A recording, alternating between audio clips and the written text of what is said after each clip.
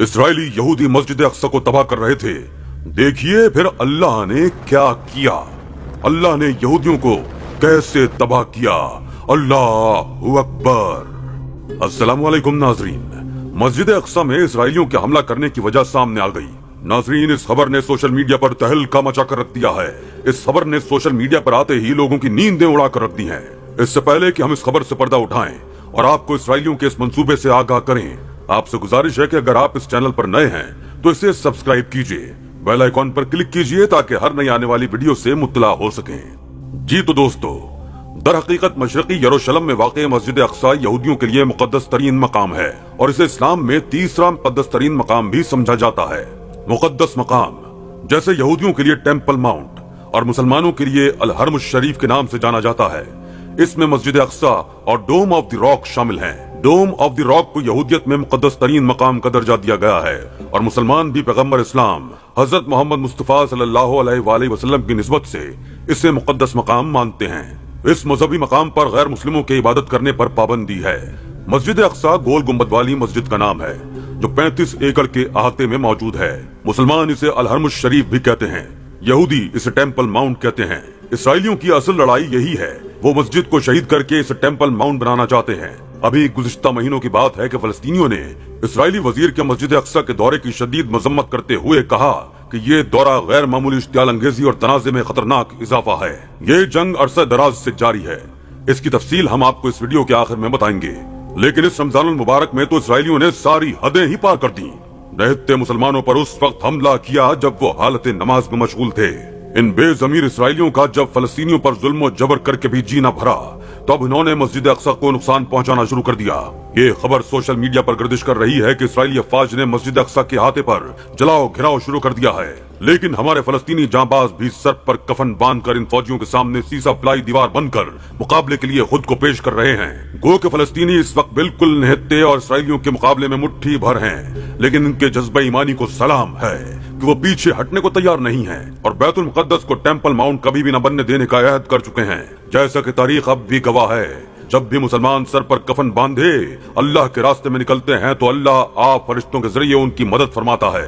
جنگ احد کے موقع پر حضرت سعد بن ابی وقاص رضی اللہ تعالیٰ عنہ روایت کرتے ہیں کہ جنگ احد کے روز میں نے حضور نبی کریم صلی اللہ علیہ وآلہ وسلم کے پاس دو ایسے آدمیوں کو دیکھا جو آپ صلی اللہ علیہ وآلہ وسلم کی جانب سے لڑ رہے تھے۔ انہوں نے سفید کپڑے پہنے ہوئے تھے اور بڑی بہادری سے برسر پیکار تھے۔ میں نے انہیں اس سے پہلے دیکھا تھا نہ بعد میں، یعنی وہ جبرائیل و میکائیل علیہ السلام تھے۔ یہ حدیث متفق علیہ ہے۔ حضرت رفاع بن ابی رافع رضی اللہ تعالیٰ عنہ جو کہ بدری صحابہ میں سے ہیں، بیان فرماتے ہیں کہ حضرت جبرائیل علیہ السلام نے حضور اکرم صلی اللہ علیہ وآلہ وسلم کی بارگاہ میں حاضر ہو کر دریافت کیا، یا رسول اللہ، آپ غزوہ بدر میں شرکت کرنے والے صحابہ کو کیسا سمجھتے ہیں؟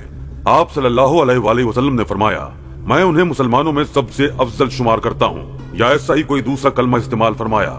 حضرت جبرائیل علیہ السلام نے عرض کیا، غزوہ بدر میں شمولیت کرنے والے فرشتے بھی دوسرے فرشتوں میں اسی طرح ہیں۔ اسے امام بخاری، ابن ماجہ اور احمد نے روایت کیا ہے۔ امام ابن ماجہ اور احمد کے الفاظ یوں ہیں، جبرائیل امین علیہ السلام نے دریافت کیا، یا رسول اللہ، آپ غزوہ بدر میں شرکت کرنے والوں کو کیسا سمجھتے ہیں؟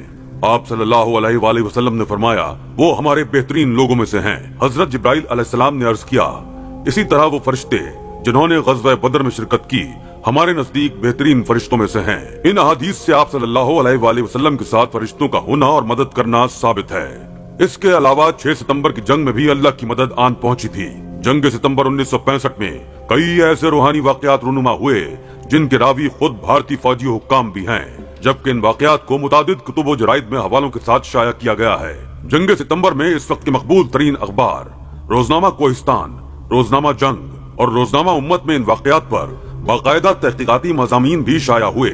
ممتاز مفتی نے اپنی کتاب لبیک میں لکھا ہے، جب 1965 کی جنگ شروع ہوئی تو مسجد نبوی صلی اللہ علیہ وآلہ وسلم میں اللہ تعالیٰ کے نیک بندوں نے رسول اللہ صلی اللہ علیہ وآلہ وسلم کی زیارت فرمائی اور دیکھا کہ حضور صلی اللہ علیہ وآلہ وسلم جنگی لباس میں اصحاب بدر کے ساتھ پاکستانی فوج کی مدد کے لیے تشریف لے جا رہے ہیں اور فرما رہے ہیں کہ پاکستان پر حملہ ہوا ہے، ہمیں اس کا دفاع کرنا ہے۔ ایک رپورٹ کے مطابق 1965 کی جنگ میں رونما ہونے والے روحانی واقعات میں پاک فوج کو غیبی مدد ملتی رہی۔ روزنامہ کوہستان نے 10 ستمبر 1965 کے روز لکھا کہ ایک شخص نے حضرت علی علیہ السلام کو خواب میں دیکھا کہ وہ مجاہدین میں اسلحہ تقسیم فرما رہے ہیں۔ हफ्त रोजा कौमी दिलेर ने 8 सितंबर 1965 की इशात में लिखा कि एक दरबार के एक मुजाविर ने कहा कि जिस दिन रात को पाकिस्तान पर हमला हुआ है, गुम्बद के अंदर से हैया अलल जिहाद की आवाज सुनाई दे रही थी। रोजनामा जंग ने 24 सितंबर 1965 की इशात में बयान किया कि 2 फौजियों का बयान है कि उन्हें बुजुर्गों पर इत्तेकाद नहीं था, लेकिन उन्होंने अपनी आंखों से सियालकोट के महाज पर एक बुजुर्ग को घोड़े पर सवार होकर लड़ते देखा। उनकी सैफ यानी तलवार पर लिखा था शेख अब्दुल कादिर जिलानी। इस किस्म के मुतादिद वाकयात मशहूर हैं। इसी तरह इसराइलियों के खिलाफ जब चंद मुट्ठी भर फलस्तीनी लड़ रहे थे तो उन्होंने भी सफेद लिबास में मलबूस मर्दों को इसराइलियों के खिलाफ लड़ते हुए देखा था, जिसकी वजह से इसराइली अपने मकसद में बुरी तरह से नाकाम हुए और उन्हें मुंह की खानी पड़ी। अब हम आपको बताते हैं कि फलस्तीन के वजीर आजम ने कहा है कि तामिर बिन गवैर का दौरा तमाम उसूलों, अक़दार, बैनुल अक़वामी मुआहिदों, क़वानीन और इसराइल के वादों की खिलाफ वर्जी है। खबर रसां एजेंसी AFP के मुताबिक फलस्तीन की अस्करियत पसंद जमात हमास के तर्जुमान ने इस दौरे को जुर्म करार देते हुए इस अज़्म का इजहार किया कि ये इलाका फलस्तीनी अरब और इस्लामी ही रहेगा। इसराइली वजीर ने अपनी ट्वीट में हमास को पैगाम दिया कि कोई भी इसराइली हुकूमत जिसका मैं रुकन हूँ, दहशतगर्द तंजीम के सामने झुकने वाली नहीं। उन्होंने ये भी लिखा कि अगर हमास का ये ख्याल है कि मैं इनकी धमकियों से रुक जाऊंगा तो उन्हें ये जानने की जरूरत है कि वक्त बदल चुका है और अब यरूशलेम में एक हुकूमत है। दरअसल इसराइलियों का असल मकसद मस्जिद अक्सा के गुम्बद को शहीद करके इसे टेम्पल बनाना है और अपनी इबादत गाह बनाकर मुसलमानों को बेदखल करना है। हालांकि कानूनी तौर पर यह इलाका फलस्तीनियों के कब्जे में है और मुसलमानों की इबादत गाह है। इसराइलियों ने अपने इस मंसूबे को पेश नजर रखते हुए फलस्तीन के सरकारी खबर रसां इदारे वफा की रिपोर्ट के मुताबिक इसराइली सिक्योरिटी फोर्सेस उस वक्त मस्जिद अक्सा के अहाते में दाखिल हुई जब सैकड़ों मुसलमान रमजानुल मुबारक की शब इबादत में मसरूफ थे। इस्लामी माह रमजान और यहूदियत में पास ओवर की एक हफ्ता तवील छुट्टी एक साथ शुरू हुए तो इसराइली पुलिस ने अहाते को जबरदस्ती यहूदियों के लिए खाली करवाने की कोशिश की, जिस पर शदीद झड़पें हुई। मुसलमानों का मानना है कि यहाँ कई पैगम्बरों ने इबादत की, जिनमें हजरत इब्राहिम अलैहिस्सलाम, हजरत दाऊद अलैहिस्सलाम, हजरत सुलेमान अलैहिस्सलाम, हजरत इलियास अलैहिस्सलाम और हजरत ईसा अलैहिस्सलाम शामिल थे। मुसलमानों का इत्तेकाद है कि पैगम्बर इस्लाम को सन 620 ईस्वी में एक ही रात के दौरान मक्का से अल-अक़सा मस्जिद लाया गया, जहां से उन्होंने मिराज का सफर किया। इसीलिए इसे मुसलमानों के लिए बहुत मुकद्दस समझा जाता है। दूसरी जानिब यहूदियों का मानना है कि शाह सुलेमान ने 3000 साल पहले पहली यहूदी इबादत गाह इसी मकाम पर तामीर की थी। इनके मुताबिक इस मकाम पर तामीर होने वाली दूसरी यहूदी इबादत गाह को रोमियो ने 70 कबल अज़ मसीह में तबाह कर दिया था। अल-अक़सा में मौजूद मुसलमानों के मुकद्दस मकामात के सरकारी तौर पर उर्दून के हाशमी बादशाह नाज़िमुल उमूर हैं और वही आज भी इस्लामी वक्फ के अरकान को नामजद करते हैं, जिनके जरिए यहाँ का निजाम चलाया जाता है। एक मुआहदे के मुताबिक गैर मुस्लिम अफराद भी इस मकाम पर आ सकते हैं, लेकिन मस्जिद के अहाते में सिर्फ मुसलमानों को इबादत की इजाजत है।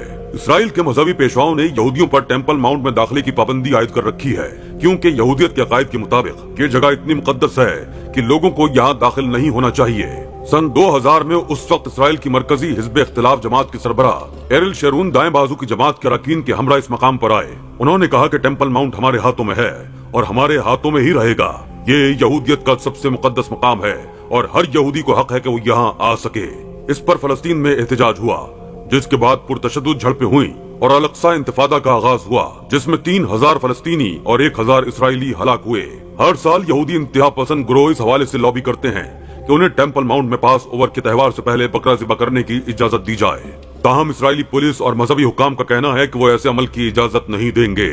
इसराइली वजीर आजम नेतन्याहू का कहना है कि पुलिस ने अमन बहाल करने और तमाम मज़ाहिब के लिए रास्ता खोलने के लिए कार्रवाई की, जबकि फलस्तीनियों का कहना है कि पुलिस ने मस्जिद की बेहुरमती की है। अल्लाह इन मुट्ठी भर फलस्तीनियों को फतह याब करे। आमीन या रब्बुल आलमीन।